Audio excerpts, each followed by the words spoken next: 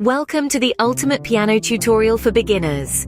I'm your guide on this melodic journey, a seasoned piano teacher excited to share the beauty of this instrument with you.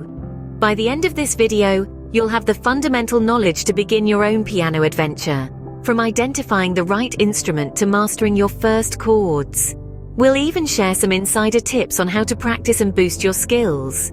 So, are you ready to tickle those ivories and create some beautiful melodies? The piano is a fascinating instrument with a unique layout. Understanding this layout is your first step. At first glance, the piano may seem like an array of black and white keys, but each key has a specific role to play, and knowing these roles is crucial. The white keys on a piano are called naturals. These are the keys you'll likely spend most of your time playing, at least when you're first starting out.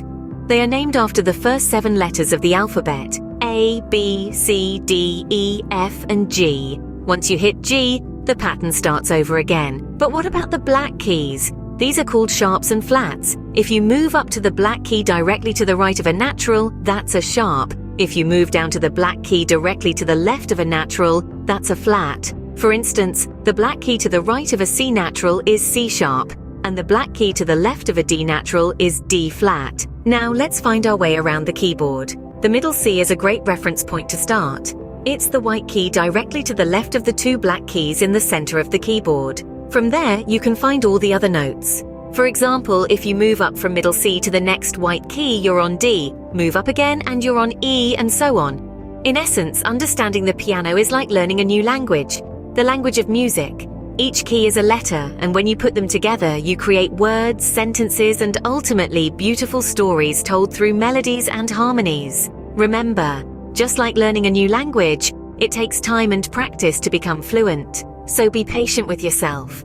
The journey of learning the piano is a rewarding one. Now that you've familiarized yourself with the piano, let's start making some music. Chords serve as the building blocks of most songs. Now let's dive into the world of chords. They're essentially a group of notes that are played together to create harmony. And the good news, you don't need to know a lot of them to start making music. Let's begin with the C major chord. This is one of the simplest chords to play, and it's a great starting point for beginners. It consists of 3 notes, C, E, and G. When played together, they create a pleasant, happy sound.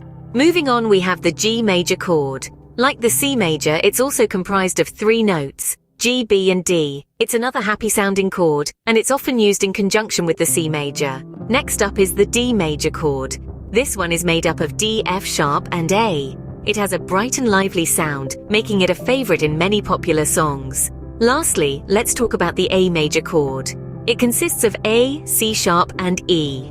It's another cheerful sounding chord, and it pairs well with the D major. So there you have it, 4 basic chords: C major, G major, D major, and A major. With just these chords, you're already well on your way to playing a wide array of songs. But you may be wondering, how do we actually play these notes? Well, that's what we're going to get into next. Remember, it's not just about knowing the chords, but also how to play them properly. So stay tuned as we delve into the techniques of playing these chords. With these chords, you can play a surprising number of songs. But first, how do we actually play these notes? And with that, let's move on to our next segment. Get ready to put those fingers to work. Playing the piano involves a bit more than just pressing keys. It's about understanding and applying different techniques that can bring the music to life. Let's dive into some of these techniques. Firstly, there's the technique of finger placement. This involves positioning your fingers correctly on the keys.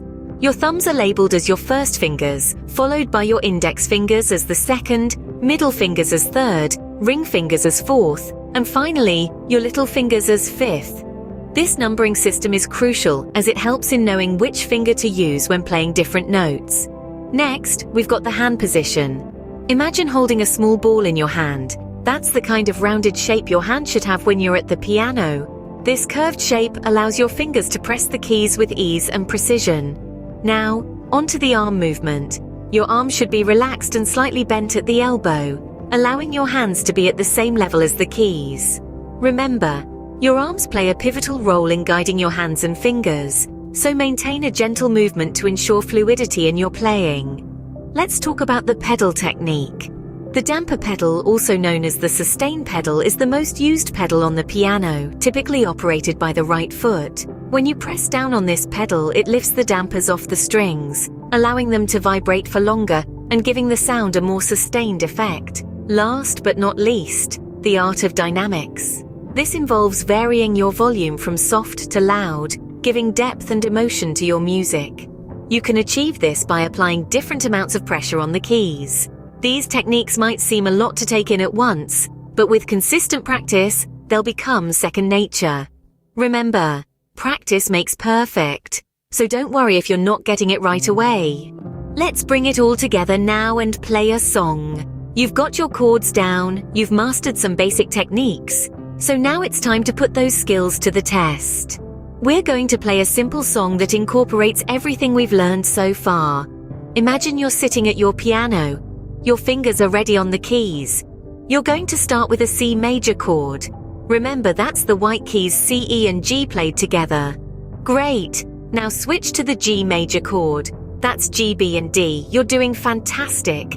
Now let's add in a rhythm. We'll play each chord 4 times before moving to the next. 1, 2, 3, 4, switch. 1, 2, 3, 4, switch. Keep that rhythm going. Feel the music flowing from your fingers through the keys, filling the room with beautiful sound. Next, let's incorporate some of those playing techniques. Try using your fingers to add a bit of flair to the song. Maybe you want to play the chords with a bit of a roll, starting with the lowest note and quickly moving to the highest. Or perhaps you'd like to add a bit of volume variation, playing some notes louder and others softer to create a dynamic, engaging sound. Keep practicing this song, adding in your own unique touches. Maybe you want to speed up the tempo or slow it down for a more dramatic effect. Perhaps you want to add in a few extra notes here and there to make the song truly your own. The beauty of music is that it's a form of self-expression, and there's no right or wrong way to play a song. And there you have it. You've just played your very first song on the piano. Doesn't it feel great? But remember, this is just the start of your musical journey. There are countless songs to learn, techniques to master, and musical horizons to explore. So keep practicing, keep playing, and keep making music. See, you're already playing a song, but remember, this is just the beginning. Learning to play the piano isn't just about understanding the theory. It's about immersing yourself in the rhythm, the melody, the harmony. It's about feeling the music come alive under your fingertips. So, don't be afraid to dive in. Let's make some music. When it comes to practicing, consistency is key. Carve out a little time each day, whether it's 15 minutes or an hour. This regular commitment will help you build muscle memory and become more comfortable with the instrument. And remember, practice doesn't have to be tedious. Mix it up, play different pieces, try new techniques. Challenge yourself, but also allow yourself to enjoy the process. In fact, enjoyment is a vital part of learning any instrument. When you're having fun, you're more likely to stick with it. So play that song you love, even if it's a bit challenging. Experiment with different styles of music. Find what brings you joy and let that guide your journey. As you continue to practice and explore, you'll find yourself improving. Those tricky chords will become second nature. The rhythm that once seemed impossible will flow effortlessly. And that's the beauty of learning an instrument. It's a journey of constant growth and discovery. Remember, the more you practice and enjoy playing, the better you'll become. Happy playing!